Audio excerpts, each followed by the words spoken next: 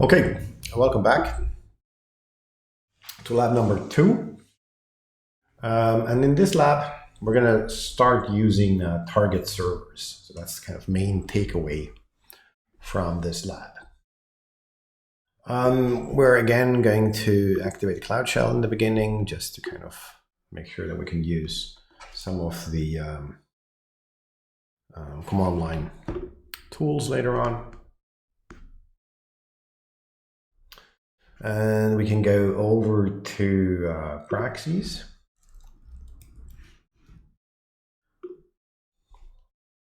That's loaded, click away. We can see that we've now pre-provisioned a retail v1 API here. Basically the same one that we did manually in the previous lab. Now, we're first going to be talking a little bit about, or looking a little bit at environments, right? So you can see that we have 2 proxies here, and they're both deployed into the evaluation environment. And we can actually see the environments here under the management heading.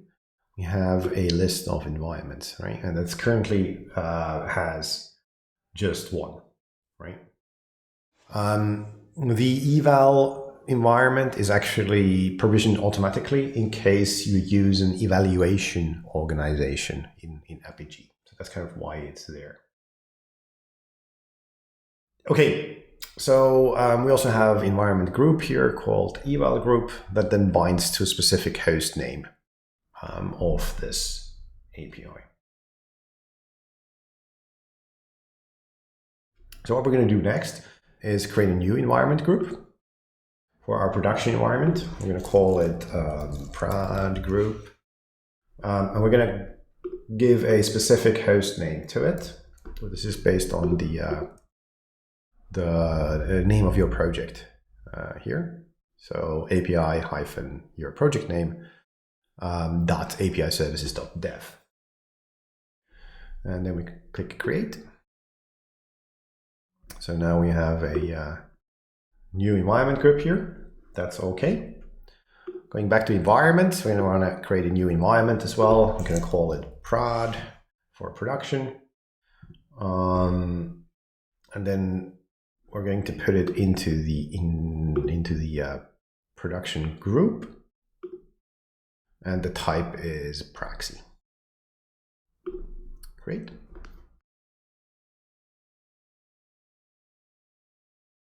Takes a short while.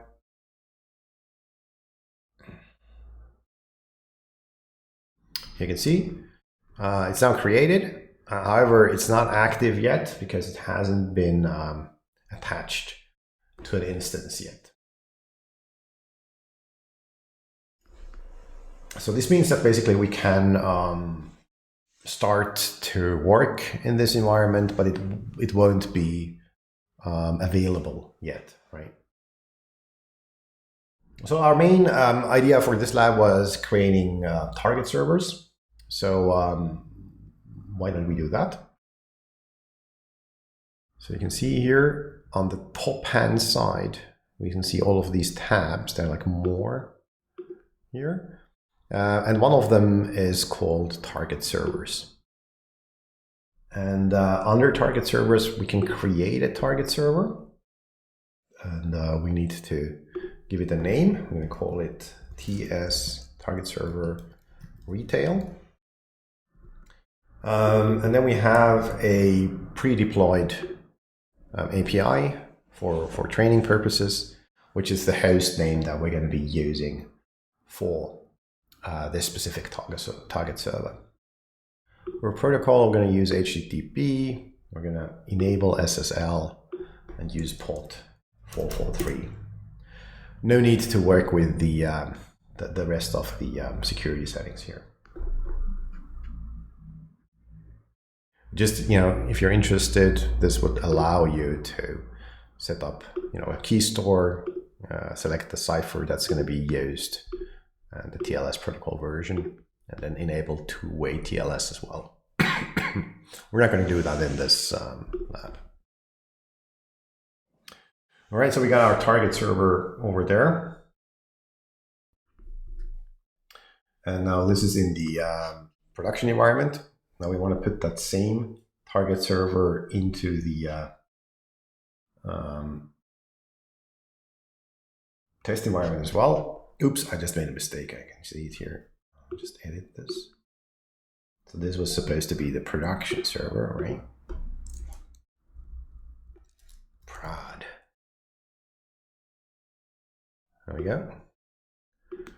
And then we're going to use the same server name in the eval environment as well, right? So in the eval environment, we're also going to create a target server with the name TS retail.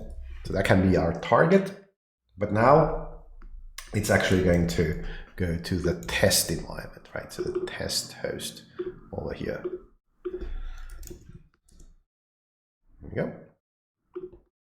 So now we have two target servers in different environments with the same name, but pointing to different host names. The eval environment has the test host name, and then the production environment has the production host name. All right, so then let's go to our API proxy. We have our retail proxy here, and this should be the same as we, roughly, at least that we deployed in the previous lab. And here, if we scroll down on the left-hand side, we can see that there is this target endpoints navigation point, and under that, there is a default target endpoint. And currently, the target endpoint looks like this, right? So it has the test host name hard-coded into it. So what we want to do is, instead of using this hard-coded URL, what we want to do is we want to create a connection to the target server. So now the API will use a different host name as the target depending on the environment that we're in, right? So the way that we do that is we add a load balancer item in here, and then under load balancer, we refer to the target server that we just created. The name is TS retail, right? And then we close the load balancer, and then we set up a path. So the target server only includes the hostname part. And like previously, we had a path there as well, if you remember here, /training/db. So now to be able to get there, we also need to add a path element. It's going to be /training/db.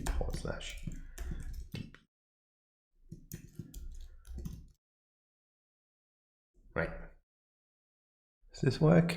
What's the matter? Oh yeah, I need to close the server tag. Sorry about that. My XML is a bit rusty. All right. So this should now use the TS retail host instead of the hard-coded one. So let's save this. And whenever we're changing a proxy that's already deployed, we need to create a new revision of that proxy. So this is revision 2 now. Then we can deploy it. And let's first deploy it into the eval environment, right? Like that.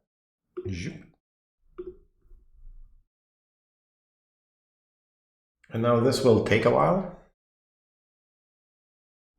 Take a look at here. You can see that it is deploying.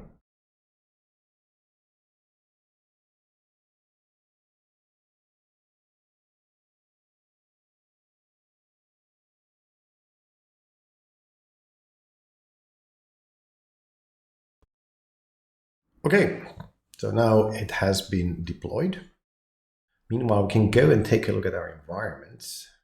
What does the production environment look like currently? Still not attached to an instance. One of the ways that we can work with this is in the shell. We can actually run a command that's been given to you in the lab notes. So we're not going to talk about it too much yet, but we can take a look at whether our instances are ready or not. This one is active. Okay, cool. And we can also see the attachment. And this was for the eval environment. So this has been, in our case, this was ready already from the beginning. Another thing that we could do is click on instances here on the left-hand side. See that there is an eval instance that is currently running, and it has been attached to a service. You can also edit this, and what we're going to do right now is we're going to host our production environment on this instance as well, right? So in reality, you might have separate infrastructure for your different environments. For our purposes, for this lab, we're just going to host everything on one instance instead. So this should now make our production environment be available. So now we can use the same command that we did previously, but just use the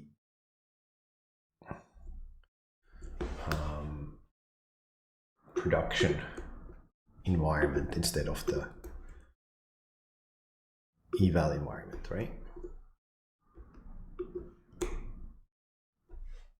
And this command will just wait until the production attachment has been done.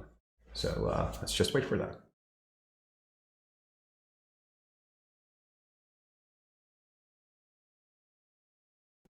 All right, now it's attached.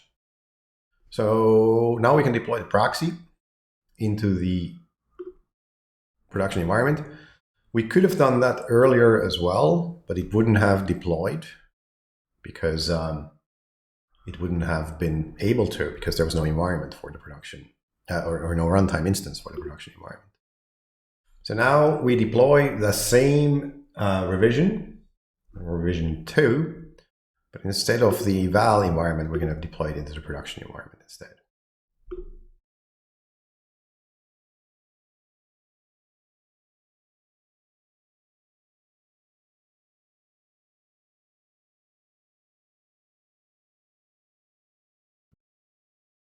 Great, that's been deployed. So now we can take a look at our proxies or deployments. So first of all, note that the retail v1 proxy now has 2 deployments, same revision, one in the eval environment and one in the production environment. And these are now supposed to use a different backend based on our target server declaration, right? So let's see how that works. Let's create a debug session, and let's start with the eval environment. There we go. That's running, and then let's curl that environment, right? So we're using the API test endpoint. So that's the eval environment, and we're going to call categories on that. Annoying. Okay, so that did something. First of all, you can see that there's a header here called backend test, right? So this means that it went to the test backend as it was supposed to. We can see the same information from here. So when we take a look at the different stages of the request. Maybe get rid of this one. And then, just click somewhere to get started. So yeah, this is the request. This is all okay. It came to the API test host name.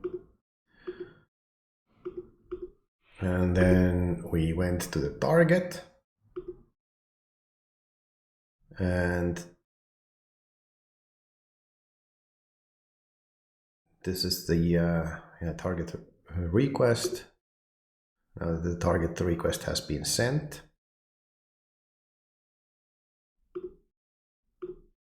And then we get a response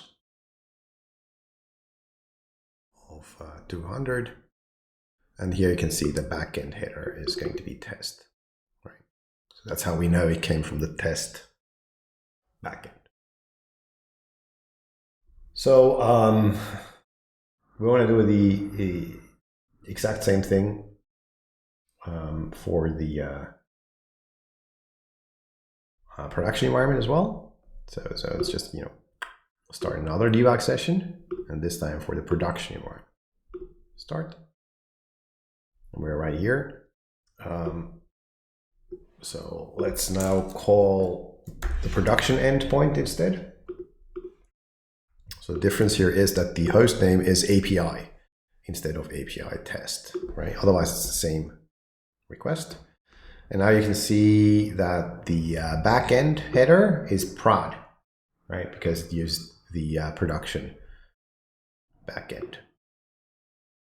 So this is just a header that's set in this training dummy backend to reply with either prod or test, so that we can see which backend was actually called.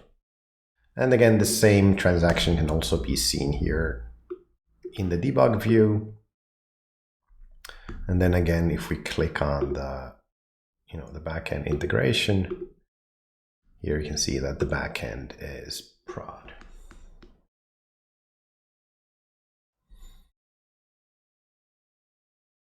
We can also take a look at the analytics. Oops, sorry. So let's maybe start with the evaluation one. If we click on our transaction here, there is a analytics publisher over here. So these are the variables that are sent over to Apigee Analytics. And then here you can see that we have a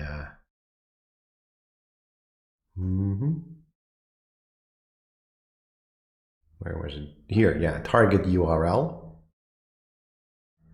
that has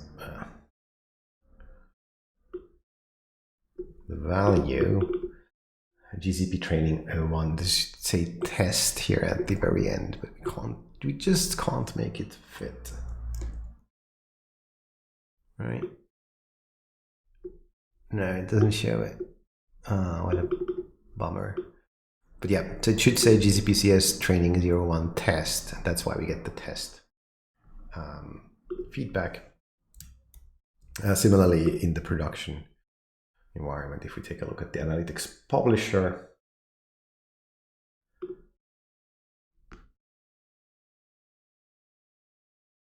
there we go. There should be a target URL that then would be the prod URI. But again, sorry, it's so long and my screen is so small that you just can't make it out. That's everything we got for this lab. I hope you enjoyed it, and I'm going to see you again in the next lab.